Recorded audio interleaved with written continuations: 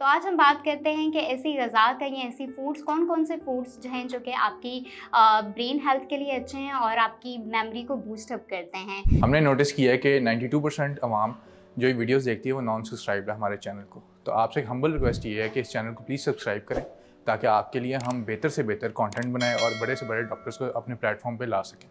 Thank you. अस्सलाम वालेकुम, I am a consultant nutritionist doctor Shiza ज़बाश।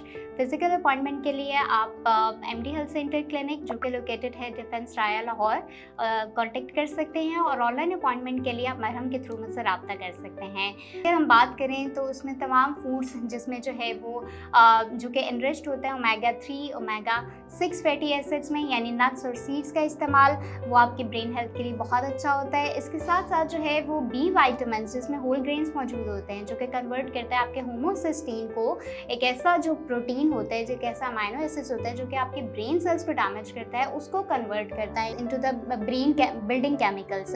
ऐसी ग़िज़ा का इस्तेमाल करें जो कि आपके ब्रेन सेल्स को जो है वो बिल्डअप करते हैं, आपके ब्लड फ्लो को इम्प्रूव करते हैं। इसके साथ साथ जो है वो एंटीऑक्सीडेंट्स रिच फूड्स का इस्तेमाल करें जिसमें मौजूद होते हैं तमाम फ्रेश फ्रूट्स और वेजिटेबल्स। लेकिन इसके साथ साथ बहुत ज़्यादा ज़रूरी है कि अपनी मेमोरी को बूस्ट अप करने के लिए, अपने मूड स्विंग्स को अच्छे रखने के लिए जो है वो आप स्मॉल फ्रीक्वेंट मील्स यानी जो है वो आप हर एवरी 2 आवर्स के बाद जो है वो फूड का इंटेक करें और हेल्दी फूड्स का इंटेक करें जो कि आपकी गट हेल्थ यानी प्रोबायोटिक रिच फूड्स जैसे कि योगर्ट का इस्तेमाल करें।